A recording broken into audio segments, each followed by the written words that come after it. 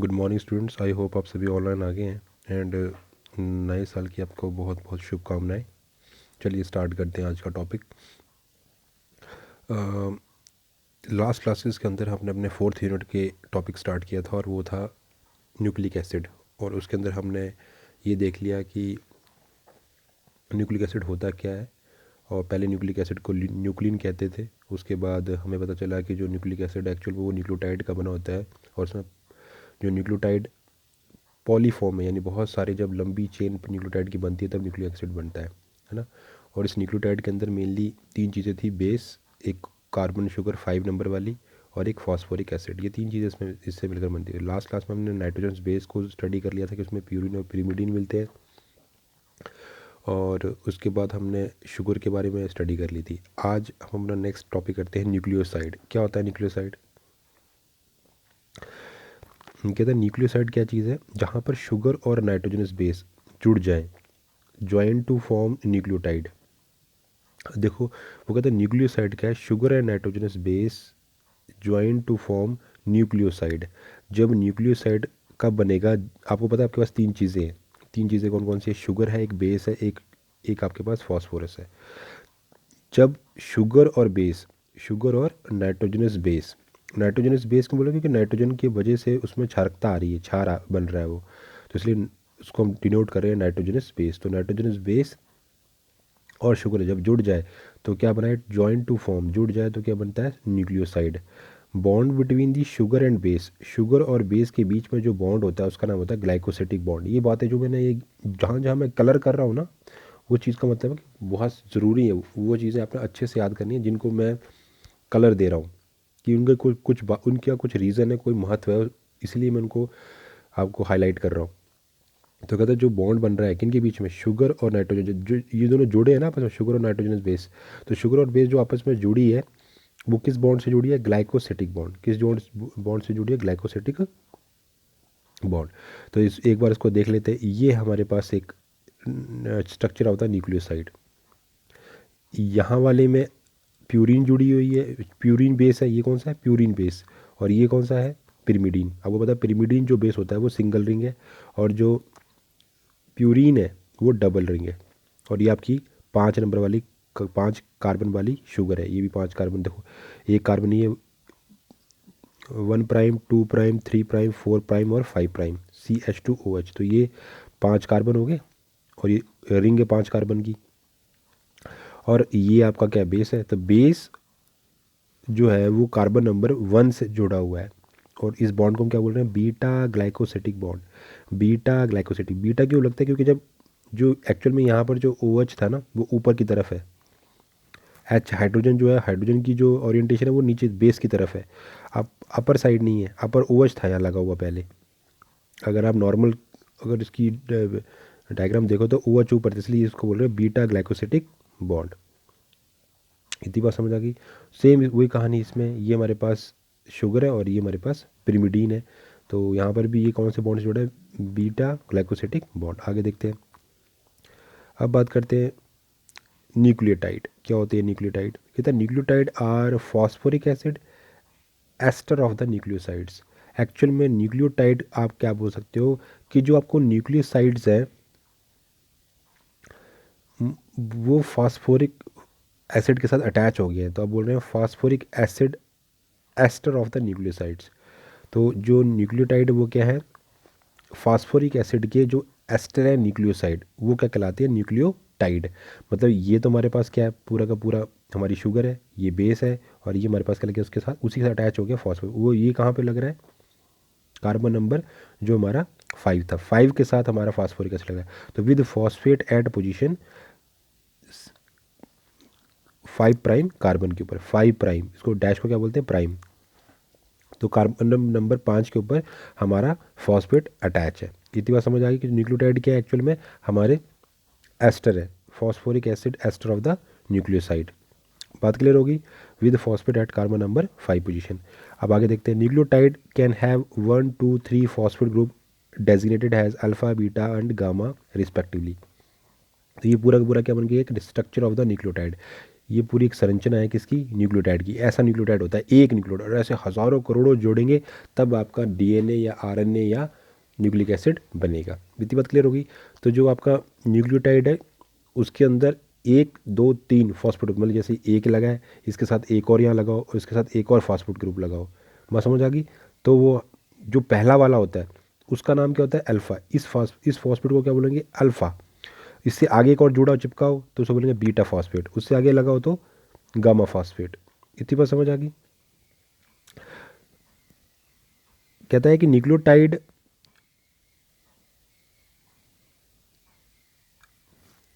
formed primarily has a monomeric unit comprising major nucleic acid of the cell।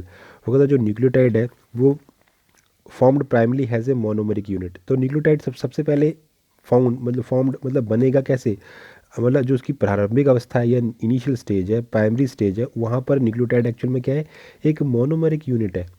क्या है, एक monomeric unit है। और इन मोनोमेरिक यूनिट के जुड़ने से क्या बन रहा है, न्यूक्लिक एसिड का बड़ा एक मॉलिक्यूल, आरएनए या डीएनए एक सेल के अंदर। तो nucleotide formed primarily has a monomeric unit, found has a primarily monomeric unit. तो ये जो न्यूक्लियोटाइड्स हैं वो आपको मोनोमेरिक यूनिट के रूप में दिखेंगे, जब जुड़ जाएंगे तो आपका एक बड़ा न्यूक्लिक एसिड बन जाएगा कि आरएनए या डीएनए के रूप में एक सेल के अंदर। समझ आ गई बात। मतलब न्यूक्लियोटाइड एक, जैसे आपने दीवार बनानी है तो दीवार में जैसे ईंटें होती है वो मोनोमेरिक है, मतलब मोनोमेरिक यूनिट है उस दीवार के लिए, वैसे ही डीएनए या आरएनए को बनाने के लिए न्यूक्लियोटाइड मोनोमेरिक यूनिट की तरह यूज़ होता है। और जब ये बहुत सारे लंबे जुड़ जाते हैं तो उस सेल का एक न्यूक्लिक एसिड, बड़ा न्यूक्लिक एसिड बन जाता है, चाहे वो आरएनए का रूप हो सकता है या डीएनए का। तो nucleotide required for important function within cell. तो कहता है ये जो न्यूक्लियोटाइड है इसका बहुत इंपॉर्टेंट फंक्शन होता है किसी भी सेल के अंदर, उस सेल के लिए ये बहुत ज़रूरी है। कौन, nucleotides. Formation of energy currency like ATP और जीटीपी। वो कहता है न्यूक्लियोटाइड एनर्जी करेंसी को बनाने में भी हेल्पफुल है, जैसे कि एटीपी और जीटीपी। एटीपी का नाम होता है एडिनोसिन ट्राइफॉस्फेट, जीटीपी का ग्वानिन ट्राइफॉस्फेट। अब एटीपी, अब हमने आपको बताया था कि जो हमारे पास प्यूरिन बेस है उसमें क्या होता है, बेस कौन सा होता है, एडिनिन होता है ना, तो ये एडिनिन ही है। तो एटीपी यानी एडिनिन ट्राइफॉस्फेट, मतलब कि ट्राइफॉस्फेट मतलब यहाँ पर 3 फॉस्फेट लगे हैं। तो अभी मैंने पीछे बात की ना ये वाली, जैसे मेरे पास ये पूरा कंप्लीट स्ट्रक्चर है, यहाँ मैं 2 और लगा दूँ फॉस्फेट तो उस पूरे फॉर्मूले का नाम क्या पड़ जाएगा, एटीपी। इसे हम क्या पढ़ेंगे फिर, एटीपी कि एडिनोसिन ट्राइफॉस्फेट। इतनी समझ आ गई बात। उसके अलावा act has a precursor for the several important enzyme. और जो बहुत सारे एंजाइम, जैसे ये हमारे पास एंजाइम है, इन एंजाइम को बनाने के लिए हैज़ अ प्रिकर्सर काम करता है। कैसे काम करता है, प्रिकर्सर। प्रिकर्सर होता है जो किसी को बनाने के लिए, जैसे अगर आपने दही बनाना है तो दही को बनाने के लिए हमें दूध चाहिए। दूध क्या उसका प्रिकर्सर है, मतलब दूध की हेल्प से ही तो दही बनेगा। बात समझ आ रही है। अगर आपको घी बनाना है तो घी को बनाने के लिए आपको दूध चाहिए, तो दूध उसके लिए प्रिकर्सर की तरह काम कर रहा है, मतलब कच्चा पदार्थ कह सकते हो आप। मतलब अगर मैंने घर बनाना है तो घर बनाने के लिए मुझे कंक्रीट, सरिया, सीमेंट, ये सारी चीज़ें चाहिए, राइट। तो वो प्रिकर्सर है उसके लिए। तो act has a precursor for the secondary messenger like cyclic AMP और साइक्लिक जीएमपी। तो वो कहता है कि ये जो आपका न्यूक्लियोटाइड है कितना इंपॉर्टेंट है। देखो, एक तो न्यूक्लियोटाइड से जब बहुत सारे न्यूक्लियोटाइड आपस में जुड़ जाएंगे तो क्या बनेगा, न्यूक्लिक एसिड, आरएनए या डीएनए बनेगा। उसके अलावा न्यूक्लियोटाइड बहुत सारे फंक्शन करता है सेल के अंदर ज़रूरी।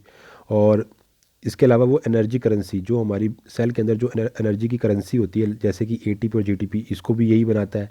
और बहुत सारे इंपॉर्टेंट एंजाइम सेल के, उनको बनाने के लिए प्रिकर्सर की तरह बिहेव करता है, जैसे NAD positive, NADP positive, FAD और को एंजाइम ए, इन सब को बनाने में भी न्यूक्लियोटाइड अपना रोल प्ले करता है। उसके अलावा जो सेकेंडरी मैसेंजर होते हैं सेल के अंदर, सेकेंडरी मैसेंजर किसे कहते हैं, जैसे सेल से कोई सेल के बाहर से कोई मैसेज आया, अब उसे सेल के अंदर तक ले जाना है, तो वो मैसेज, जैसे मैं आपको अगर डायग्राम बना के दिखाऊँ, जैसे मेरे पास ये सेल है और कोई मैसेज आया है, ये मैसेज आया है, तो ये मैसेज जब इसको क्रॉस करेगा ना, तो ऐसे नहीं जाएगा। ये मैसेज अपने पास जो मैसेज क्या होता है, कोई भी चार्ज ये लेके आता है आवेश के रूप में, वो चार्ज के रूप में कोई भी मैसेज अंदर आता है कि ये काम करना, फला काम करना है। तो यहाँ पर मैसेंजर बैठे होते हैं, उन्हें कहते हैं सेकेंडरी मैसेंजर। वो सेकेंडरी मैसेंजर इस मैसेज को रिसीव करते हैं, और जो आपका न्यूक्लियस है, ये न्यूक्लियस है, तो फिर उसके अंदर ले जाएंगे। मतलब ये खुद ये जो बाहर से जो चीज़ लेके आ रही है वो डायरेक्ट अंदर नहीं घुस चलेगी, इसके पास जो मैसेज है वो मैसेज को यहाँ ट्रांसफर कर देगा। इस वाले जो यहाँ बैठा हुआ है सेकेंडरी मैसेंजर, ये भी एक तरीके का व्हीकल था, वेक्टर था जो उसको लेके आया मैसेज को। ये भी आगे एक वेक्टर की तरह काम करता है, लेकिन ये सेल के अंदर ही काम करेगा, बाहर नहीं जाता। तो ये अंदर यहाँ तक लेके आएगा सेल के पास, सेल के न्यूक्लियस तक। ये सी न्यूक्लियस है आपका। क्लियर होगी बात। तो ये सेकेंडरी मैसेंजर को भी बने, जैसे कौन हो सकते हैं सेकेंडरी मैसेंजर, साइक्लिक एएमपी और साइक्लिक जीएमपी। अब एटीपी का फार्मूला देख लो, वही है एटीपी का फार्मूला। ये आपकी क्या लगी हुई है, पिरिमिडीन। ये आपकी शुगर लगी हुई है। और ये आपके 3 फॉस्फेट ग्रुप लगे हुए हैं। 3 कौन कौन से, ये एक लगा है, ये 2 है, और ये 3 फॉस्फेट ग्रुप लगे हैं। तो इस वाले फॉस्फेट को आप बोलोगे अल्फा, इसको बोलोगे बीटा, इसका नाम पड़ेगा गामा। ठीक है। जब इसको तोड़ते हैं ना बॉन्ड, जैसे आपके पास अभी ये क्या है, एटीपी।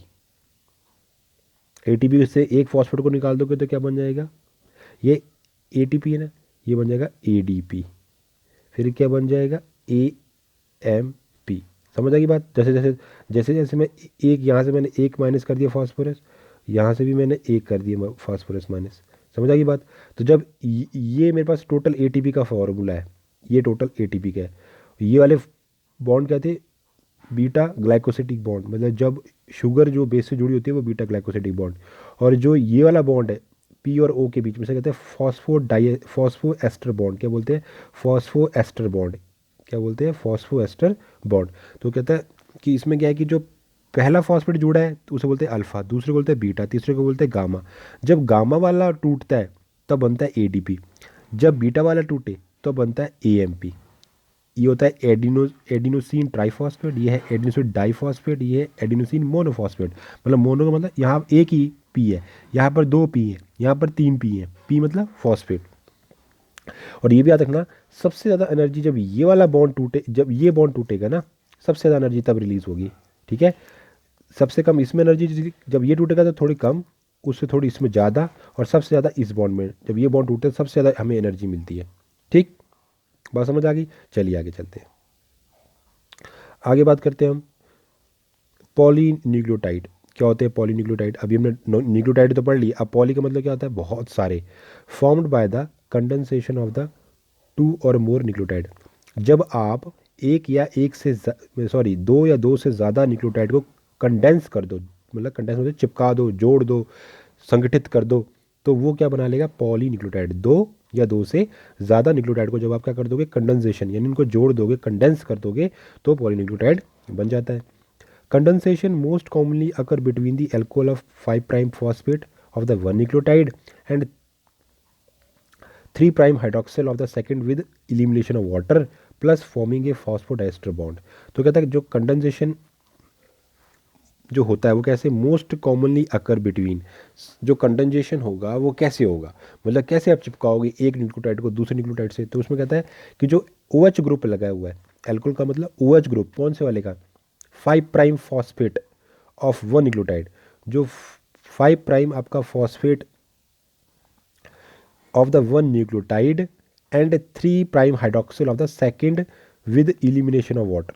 मतलब कि आपके एक plus forming a phosphodiester bond. तो वो कहता है कि इसमें क्या हो रहा है कि आपका जो एक न्यूक्लियोटाइड है उसका जो 5' एंड है उसका OH वहाँ से रिमूव हो जाएगा, वो बॉन्ड बनाएगा अगले वाले जो दूसरा आपका न्यूक्लियोटाइड है उसके सेकंड जो नंबर वाला जो OH ग्रुप है, यानी कि 3' वाला जो कार्बन है उसके साथ। समझ आ गई बात। अभी हम डायग्राम में देखेंगे फिर आपको थोड़ा और क्लियर हो जाएगा क्या कह रहा है कि कंटेंट, मतलब मैंने क्या करना है, मैंने अब एक्चुअली में करना क्या है, मतलब मैंने एक न्यूक्लियोटाइड को दूसरे न्यूक्लियोटाइड से जोड़ना है, ऐसे फिर तीसरे के साथ, है ना, फिर चौथे के साथ। अब ये जोड़ेंगे कैसे, एक न्यूक्लियोटाइड का तो स्ट्रक्चर आपके दिमाग में है कि एक न्यूक्लियोटाइड का स्ट्रक्चर क्या होता है। तो कहता है 5' फॉस्फेट एल्कोहल जो है ऑफ द वन न्यूक्लियोटाइड, मतलब एक जो आपका फॉस्फेट, मतलब जैसे एक न्यूक्लियोटाइड है, न्यूक्लियोटाइड के साथ फॉस्फेट लगा होता है, तो फॉस्फेट एक्चुअल में है कहाँ, 5' पे बैठा है ना, मतलब जो कार्बन नंबर 5 के साथ फॉस्फेट जुड़ा है तो फॉस्फेट का भी 5' ही मिलेगा नंबर। तो 5' का जो एल्कोहल है, OH ग्रुप है जो फॉस्फेट का, वो बॉन्ड बनाएगा अगले वाले नेक्स्ट वाले न्यूक्लियोटाइड के 3' के साथ। किसके पास, किसके साथ है, 3' हाइड्रोक्सिल जो आपका जो सेकंड वाला न्यूक्लियोटाइड है उसके साथ, और इसी के साथ एलिमिनेशन ऑफ, और पानी का एक मॉलिक्यूल वहाँ से रिमूव हो जाएगा, फॉर्मिंग ए फॉस्फोडाइस्टर बॉन्ड, और वो क्या बन जाएगा, फॉस्फोडाइस्टर बॉन्ड बन जाएगा। क्या बनेगा, एक फॉस्फोडाइस्टर बॉन्ड। देख लेते हैं डायग्राम में, देखेंगे आपको अच्छा क्लियर होगा। All nucleotide in polynucleotide chain have same relative orientation, उनका हमेशा जो ओरिएंटेशन है वो सेम रहेगा पूरी की पूरी चेन के अंदर सभी न्यूक्लियोटाइड्स का। Primary structure of the DNA और RNA, the linear arrangement of the nucleotide proceed 5 prime to 3 prime direction.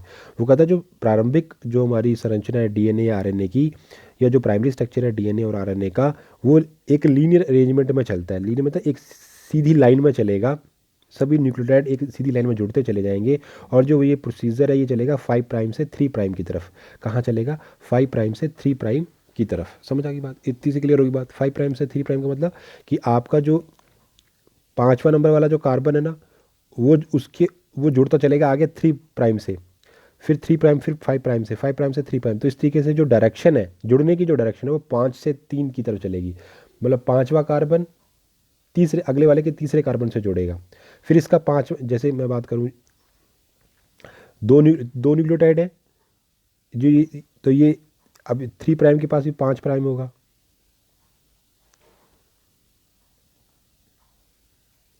मतलब जो 5 प्राइम है वो जोड़ेगा 3 प्राइम से, इसका आगे 5 प्राइम होगा, फिर ये जोड़ेगा आगे 3 प्राइम से। तो इस तरीके से आप देख रहे हो कि 5 प्राइम से किससे डायरेक्शन जोड़ने की है, 3 प्राइम। 3 प्राइम 5 प्राइम तो होता ही है, 5 प्राइम फिर जुड़ेगा आगे 3 प्राइम से, 5 प्राइम फिर जुड़ेगा आगे 3 प्राइम से, तो डायरेक्शन ये जोड़ने की होगी। ठीक, इतनी बात क्लियर होगी। चलिए आगे देखते हैं। तो प्राइमरी स्ट्रक्चर डीएनए और आरएनए के अंदर होगी लीनियर अरेंजमेंट, मतलब सीधी लाइन में जुड़ते चलेंगे और वो 5 प्राइम से 3 प्राइम डायरेक्शन में जुड़ेंगे। तो कहता है common representation of the primary structure of DNA और RNA molecule, write the nucleotide sequence from left to right synonym with 5 prime to 3 prime direction. वो कहता है जो एक साधारण जो रिप्रेजेंटेशन है, प्रदर्शित करने का तरीका है डीएनए और आरएनए के प्राइमरी स्ट्रक्चर को, प्राथमिक स्ट्रक्चर को, वो क्या है, write the nucleotide sequence from left to right. वो कहता है आप न्यूक्लियोटाइड सीक्वेंस को कहाँ से, लेफ्ट से राइट की तरफ synonyms with 5 prime to 3 prime direction में हम करते चलते हैं। जैसे कि ये हमारे पास है, ये तरीका है 5 prime P G P A P T P C. मतलब अगर मैं इसको आपको फिर से लिख के दिखाऊं, मतलब आपका तरीका क्या लिखने का, ये तरीका है 5 प्राइम, तो ये था P G, P A, P T, P C, और लास्ट में हमने इतना इतना इतना। तो वो कहता है ये जो आप देख रहे हो ना, ये 5 प्राइम है। अब ये हमारे पास एक, ये हमारे पास क्या बेस है, एक ये बेस है, एक ये बेस है, एक ये ग्वानिन, एडेनिन, थाइमिन और साइटोसिन। तो ये आपस में सब सारे जो है ये न्यूक्लियोटाइड वो कैसे जुड़े हुए हैं, पी से तो जुड़े हुए हैं। पी हमने बीच में शो कर दिया था, पी नीचे क्यों लिखा हुआ है कि पी से ये इनके कनेक्शन बनता है, पी से ये जुड़े हुए हैं एक दूसरे के साथ। ये पी इसके साथ जुड़ा है, ये इसके साथ, ये इसके साथ, ये इसके साथ, ये इसके साथ, ये, तो उसको नीचे रख के जोड़ा कि ये जोड़ने का काम कर रहा है। मतलब आप ये मान लो कि आपकी माला है, माला में ये मोती हैं, ये मोती लगे हुए हैं, और मोती में जो धागा है वो ये पी का है, फॉस्फेट का है। और अभी और क्लियर हो जाएगा, देखिए आगे। देखो ये मेरे पास एक क्या है, न्यूक्लियोटाइड है, पूरा एक न्यूक्लियोटाइड है जिसमें फॉस्फेट है, शुगर है और बेस है। बेस तो अंदर की तरफ लगे हुए हैं, ये शुगर है। तो ये एक जो, अब हम चलेंगे कहाँ से, हमारा जो जुड़ने का तरीका है वो कहाँ से क्या है, 5 प्राइम से 3 प्राइम की तरफ, 5 प्राइम से 3 प्राइम की तरफ है। तो मेरे पास ये एक न्यूक्लियोटाइड है, एक न्यूक्लियोटाइड ये। अब न्यूक्लियोटाइड का ये है हमारा 5वां कार्बन, चौथा, ये 5वां कार्बन आपका, 1 2 3 4 5, ये 5वें नंबर का कार्बन है। 5वें नंबर के कार्बन पे फॉस्फेट चिपकी होती है, ये तो आपको पता है।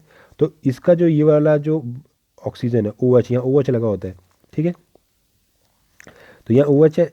अब ये हमारा अगला न्यूक्लियोटाइड का जो तीसरे नंबर का कार्बन है, यहाँ भी इसका भी OH लगा था, तो यहाँ से हमारा क्या निकल गया, एक पानी का मॉलिक्यूल निकल गया, -H2O। समझ आएगी बात, क्यों, क्योंकि जैसे ये न्यूक्लियोटाइड, ये जो हमारा न्यूक्लियोटाइड है इसके साथ जोड़ा, तो इसकी ये इस वाले कार्बन के तीसरे नंबर कार्बन से जोड़ा, और इस कार्बन के 5वें नंबर कार्बन जुड़ता है इसके साथ। तो बीच में तो फॉस्फेट है, तो एक तो ये बना है आपका फॉस्फोडाइस्टर बॉन्ड इनके बीच में, फिर यही फॉस्फेट एस सेम बॉन्ड इसके साथ बना लेता है। तो यहाँ पे 2 डाइस्टर बॉन्ड बन गए, फॉस्फोडाइस्टर बॉन्ड है ना, एक दो इस साइड बना हुआ है फॉस्फोडाइस्टर बॉन्ड, एक इस साइड बना हुआ है। तो इसी तरीके, तो ये हो गया, ये आपका ये वाला हिस्सा, ये वाली जो पॉइंट हो गया 5 प्राइम, और ये वाला जो हो गया वो हो गया 3 प्राइम। है ना। ये तो 3 एंड था इस साइड, ये इसका तो ये ओ एच तो अभी कुछ नहीं है क्योंकि यहाँ जोड़ा ही नहीं आगे, तो ये ओ एच फ्री है। ये वाला ओ एच बिजी हो गया इसके साथ बनाने में, तो यहाँ से एच चला गया, इसका ओ एच चला गया, पानी बन गया बीच में। मतलब यहाँ से क्या हो गया, ओ एच गया, मतलब ये जो ओ एच है ये यहाँ से रिमूव हटा दिया जाएगा, और इस पी का पी के साथ भी एच लगा होता है, तो वो एच यहाँ से रिमूव हो गया, वो मिलके दोनों, इसका ओ एच इसका एच मिलके पानी का एक मॉलिक्यूल बाहर निकल जाएगा रिएक्शन से। सेम आगे वही कहानी हुई कि अगले वाला न्यूक्लियोटाइड दूसरे न्यूक्लियोटाइड के तीसरे नंबर कार्बन से जुड़ा है, और ये 5वें नंबर कार्बन, और इस तरीके से बन रहा है। तो ये आपको पूरी अब समझ में आ गई, कोई भी यहाँ दिक्कत नहीं आनी चाहिए आपको, समझ आ गई बात। तो कहता है कि polynucleotide has 5 prime end attach to the phosphate end 3 prime end which is usually free hydroxyl group. तो कहता है जो polynucleotide has a 5 prime end, जिस पॉलीन्यूक्लियोटाइड का 5 प्राइम एंड है वो अटैच हो जाता है टू द फॉस्फेट, वो फॉस्फेट के साथ अटैच हो जाता है, प्लस एंड 3 प्राइम एंड, और 3 प्राइम एंड के साथ अगले के, right, which is usually free hydroxyl group, जिसके पास पहले क्या था, हाइड्रोक्सिल ग्रुप फ्री था। Backbone of polynucleotide form 3 prime to 5 prime phosphodiester linkage. तो अब आपकी जो ये पूरी चेन बन रही है, कौन सी पॉलीन्यूक्लियोटाइड चेन जो बन रही है, बैकबोन जो ये रीढ़ की हड्डी की तरह बन रही है, उसमें लिंकेज कौन सा है, फॉस्फोडेस्टर। वो किसके बीच, कहाँ से बन रहा है, 3 प्राइम टू 5 प्राइम। अब देखो, अब मेरे पास एक मोती ये है, एक मोती ये है, धागा कौन काम कर रहा है, फॉस्फेट। ये जो फॉस्फोडाइस्टर है लिंकेज है, ये दोनों को जोड़ रहा है, इससे तो जो पहले जो जोड़ा था इसके साथ भी जुड़ गया, तो ये फॉस्फोडाइस्टर लिंकेज है आपका। ठीक है, बात समझ आ गई। चलिए आगे बात करते हैं। कहता है order in which basis occur in the polynucleotide describe primary structure. वो कहता है जिस ऑर्डर में ये जो हमारे बेसिस रहते हैं पॉलीन्यूक्लियोटाइड में, जो आपकी पॉलीन्यूक्लियोटाइड है, जितने भी ये पॉलीन्यूक्लियोटाइड आपस में जोड़े हैं, उनके अंदर जो बेस है उसे आप describe has a primary structure, उन्हें आप कैसे शो कर सकते हो, हैज़ अ प्राइमरी स्ट्रक्चर। बात समझ आ गई। क्या बोल रहा है कि order in which the basis occur in the polynucleotide describe primary structure. तो वो कहता है कि जो पॉलीन्यूक्लियोटाइड्स है, जो बेसिस है पॉलीन्यूक्लियोटाइड के अंदर, इस चेन जिस तरीके से जुड़े हैं वो प्राइमरी स्ट्रक्चर को शो करता है, इसके प्राइमरी स्ट्रक्चर को शो करता है, मतलब जिस हिसाब से जुड़े हुए हैं। Backbone consist phosphate sugar chain run the length of the polynucleotide. वो कहता है ये जो फॉस्फेट शुगर की जो चेन बन रही है, फॉस्फेट शुगर की जो चेन बन रही है, ये जो रीढ़ की हड्डी की तरह जो काम कर रहा है, धागे की तरह काम कर रहा है फॉस्फेट शुगर चेन। अब आपने देखा ना ये फॉस्फेट शुगर, फॉस्फेट ये तो अंदर है, जो नाइट्रोजन बेस है वो तो अंदर की तरफ है चेन में। मतलब अगर मैं इसको आपको ऐसे बना के दिखाऊं, ये देखो ऐसे, ये इसको नॉर्मल तो ये ऐसे है, ऐसे, यहाँ बीच में लगा पी, यहाँ बीच में लगा पी, यहाँ बीच में लगा पी, और जो आपका शुगर है वो ये बैठी इधर है शुगर, ये शुगर है ऐसे, और जो आपका बेस है, बेस अंदर है यहाँ पर, ये बेस है, ये बेस है, ये बेस है, ये बेस है। समझ आ गई कि एक हमारे पास बैंड है, ये बैकबोन है, ये हमारे पास ये बैकबोन है, बैकबोन को जोड़ने का काम कर रहे हैं फॉस्फेट। कैसे जोड़ रहे हैं, फॉस्फेट डाइएस्टर, इधर भी बॉन्ड बना रहे हैं, इसके साथ भी बॉन्ड बना रहे हैं, लेकिन जुड़ने का जो डायरेक्शन है वो क्या है, 3 प्राइम से, सॉरी 5, ये तो हमारा 3 एंड है, और ये हमारे पास 5 है, 5 एंड है ना। इतनी बात समझ आ गई कि जो हमारा एंड होगा वो मतलब जो हमारा अब आपने देख लिया कि ये हमारे पास क्या है, ये जो दिख रहे हैं ना नाइट्रोजन बेस, ये वाले हैं, जो आपके ये जो फॉस्फेट दिख रहे हैं ना फॉस्फेट, ये वाले हैं। इतनी बात समझ आ गई, बात क्लियर हो गई आप लोगों को, कोई दिक्कत तो नहीं है। तो हमारे पास क्या हो गया, ये हो गया हमारा पास 3 प्राइम एंड, और ये हो गया हमारे पास 5 प्राइम एंड। चलिए, तो हमारे पास ये बात हो गई।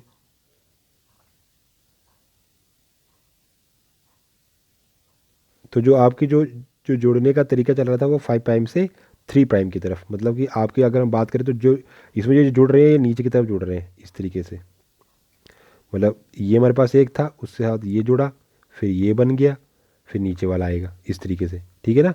तो जो डायरेक्ट जुड़ने, मतलब एक मोती से दूसरा मोती जो जुड़ेगा वो 5 प्राइम से 3 प्राइम की तरफ जुड़ेगा। लिखा हुआ ना कि primary structure of DNA RNA arrangement is needed proceed 5 prime से 3 प्राइम। तो ये 5 प्राइम है हमारा एंड, और इसके साथ जो उसका तीसरा था वो उसके साथ जुड़ा, और इसने अगले को जोड़ लिया, फिर इसका अगले के साथ जुड़ गया। तो करते करते हमारा ये 3 एंड तो फ्री रहेगा, वहाँ पीछे 5 एंड फ्री रहेगा, और यहाँ पे 3 एंड। तो कहता है कि backbone consist of phosphate sugar chain run the length of the polynucleotide. Base pairing of the nucleotide give secondary structure. जब बेस पेयर आपस में जुड़ जाएंगे तब हमें सेकेंडरी स्ट्रक्चर मिलेगा। अभी तो जब आप ये देख रहे थे ना कि ये जो स्ट्रक्चर है सिंपल ऐसे, ये प्राइमरी स्ट्रक्चर है, लेकिन जब बेस पेयर जुड़ जाएंगे, ये बेस पेयर जुड़ रहे हैं बेस दूसरी वाली चेन के साथ, तो ये हो गया सेकेंडरी स्ट्रक्चर। फिर ये कॉइल कर जाएगा इस तरीके से, ये सेकेंडरी स्ट्रक्चर है। समझ आई बात? ये आपका ये सिंपल है, ये प्राइमरी स्ट्रक्चर है। बेस आपस में जब जोड़ेंगे तो ये सेकेंडरी स्ट्रक्चर बन जाएगा, फिर कॉइलिंग हो जाएगी।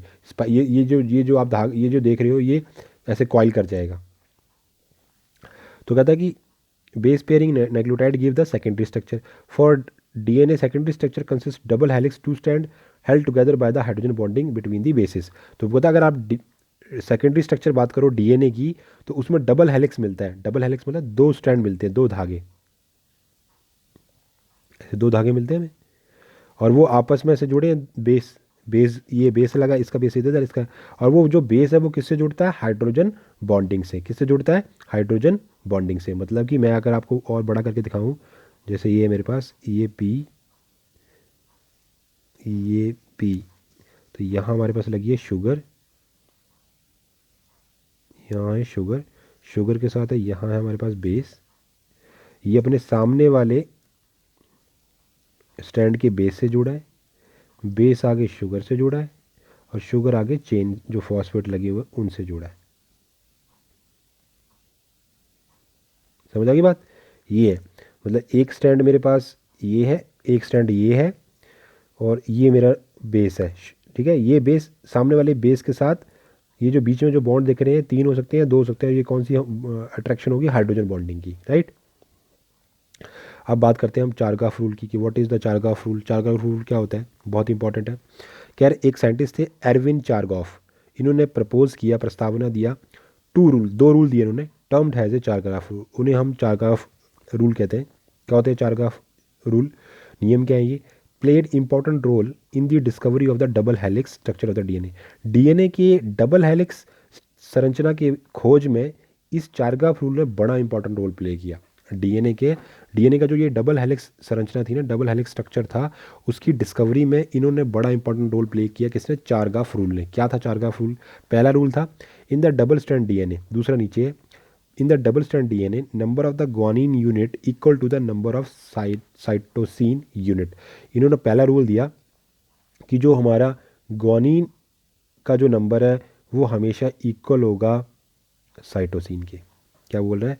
कि इन द डबल स्टैंड डीएनए, जो हमारा डीएनए का स्टैंड है ना, ये वाला, ऐसे ये डबल स्टैंड है, ये है 5 प्राइम से 3 प्राइम, ये है 5 प्राइम से 3 प्राइम, पैरेलल डायरेक्शन होती है। ये तो इस साइड को बन रहा है, ये इस साइड को बनता है।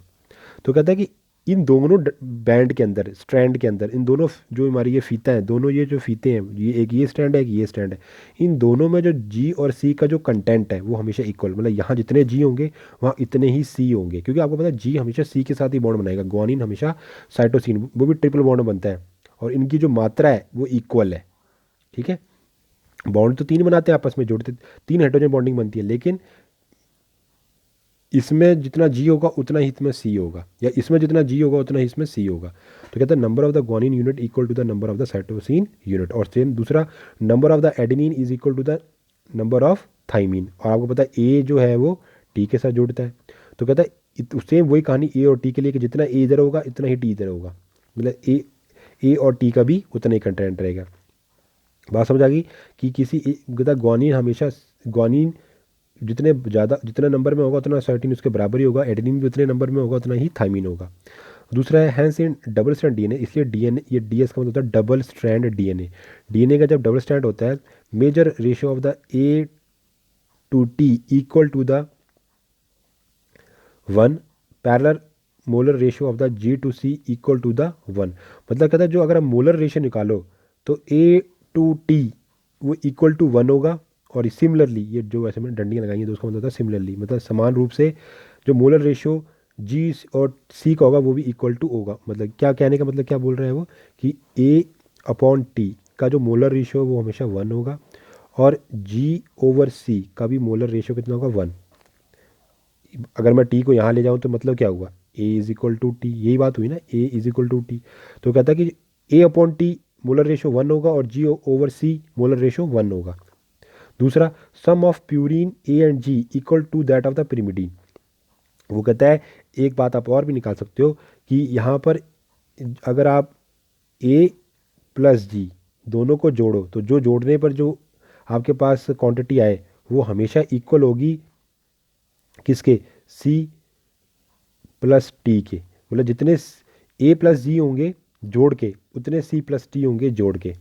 यानी कि आपका जो प्यूरिन का जोड़ है, ये प्यूरिन ही हुए ना, ये कौन है, प्यूरिन है, ये क्या है, प्यूरिन है। प्यूरिन का जो जोड़ है वो हमेशा पिरिमिडीन के जोड़ के बराबर होगा। बात क्लियर हो गई डीएनए स्ट्रैंड के अंदर। दूसरा, percentage of the C+G does not equal to the percentage of A+T। पर ये याद रखना, कभी भी प्रतिशत जो मात्रा है, यानी कि ऐसा कभी नहीं होगा कि जो जो आपके पास तीसरा जो हमारे पास इन्होंने एक और चीज़ बताई इंपॉर्टेंट, कि जो C और प्लस की जो परसेंटेज है वो ऐसा कभी नहीं होगा कि वो A+T की परसेंटेज के बराबर हो। मतलब कि ऐसा नहीं है कि G जितनी बार C से जुड़ रहा है, मतलब जितनी बार ये आया है उस स्टैंड के अंदर उतना ही A और T भी आए हो, ऐसा ज़रूरी नहीं है।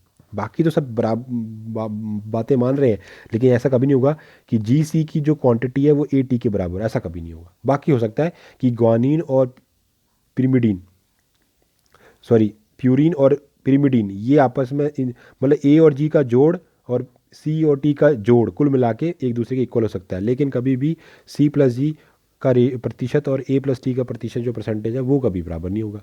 समझ आ गई बात? कोई भी डिफिकल्टी आप मुझसे पूछ सकते हो, पर आपको कोई प्रॉब्लम आने वाली नहीं है, हर चीज़ आपको समझ आ गई है। ठीक है, थैंक यू सो मच।